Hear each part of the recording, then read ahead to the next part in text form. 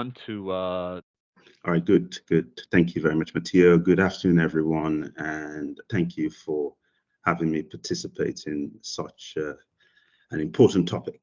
Prior speakers have spoken brilliantly about the importance of SMCR and the need for behavioral and cultural shift in order to prevent all sorts of financial crime and, of course, a poor customer outcome. Now, considering I have only 10 minutes, I am going to keep my submission very brief and also make some assumptions about your knowledge about SMCR. So please forgive me if you're new to this topic.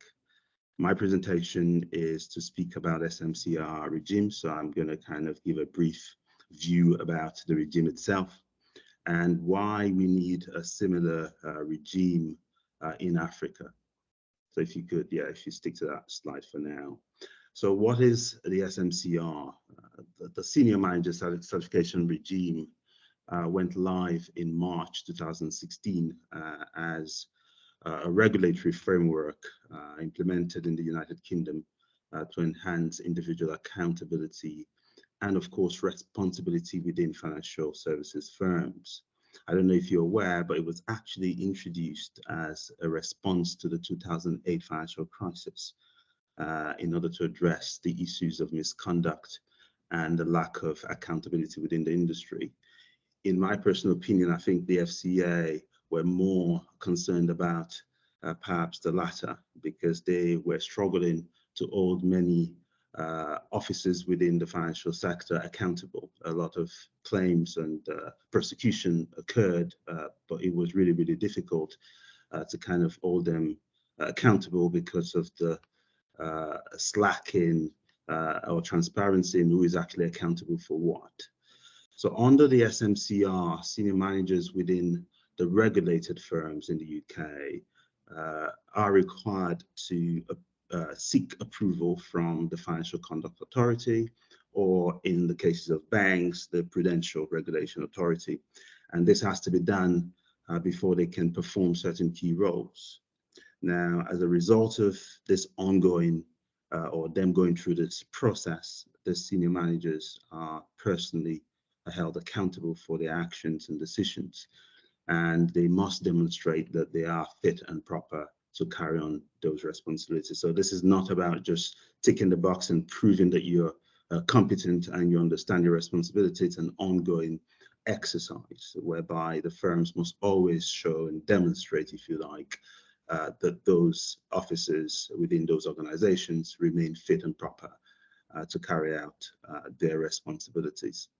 So the objective, as I said in my slide, isn't necessarily to penalize senior managers. You might think that is the case, but that isn't really the case. The case, in my experience, and clearly the case from the FCA's standpoint, is to create a new culture where senior managers are held accountable and they're thinking more about preventative measures that will be driven, if you like, by a standard sense of accountability. If you could please move to the next slide, please. Thanks. So here we're talking about, the need for SMCR in Africa. And I would say implementing a similar regime in Africa will have several benefits, which I would share with you now. The first, if you could move to the next slide, please, is individual accountability. Now, a senior manager's certification regime or something similar will but only promote individual accountability within the financial services sector. And this is because in its design, it ensures that the key decision makers are aware of their responsibilities and are held personally liable for their actions. And I would say it then fosters a culture of accountability and reduces the likelihood of misconduct and perhaps poor customer outcome. The next is integrity, and I would say integrity stroke systematic stability.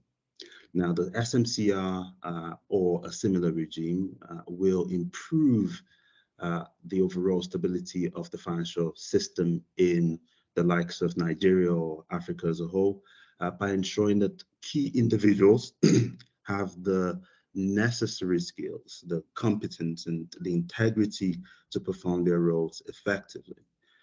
This can help prevent failures and misconduct that could have wider implications for the industry and the economy. And I think that is a situation we have across banks in Africa and Nigeria, where I operate, as well as operate in the UK, but I've seen those kind of lacks, if you like. Now, also, I would say investors protection, and pardon me, I didn't include that into my slide, but this is an afterthought. Investors protection is absolutely important. As I'm sure you're all aware, the importance of local and foreign investment in emerging countries in Africa is highly important. Therefore, by imposing a high standard of responsibility and accountability on senior managers, a certification regime of this sort can only but help protect investors and consumers, therefore attract them to want to invest in some of the countries in Africa. And of course, it reduces the risk of inadequate oversight and poor decision making, which we've seen quite recently, the sacking of the MD of First Bank, and what has happened afterwards. Those are the kind of challenges. People just get sacked, but the impact is already done. The consumers have lost their money. Some people have even killed themselves. That perhaps you don't look as far as the impact of poor decision in those kind of regards. Another afterthought benefit is the professionalization of the industry, right? So a certification regime of this type will but promote a high level of professionalism within the financial sector. It will also encourage firms, I think, to establish robust governance structure, enhance risk management practices, and invest in training and development of their people to ensure that the right outcomes are actually achieved. So I think SMCR is really about cooperating with the regulator in whole, because they play a huge part in adherence, and also in firms building businesses with a fair treatment of their customers at the core of their business. Thank you. By all means, I'm happy to take further questions when we get to the question stage. I know I'm feeling a bit fast, but I just want to ensure I stay within my 10 minutes. Thank you.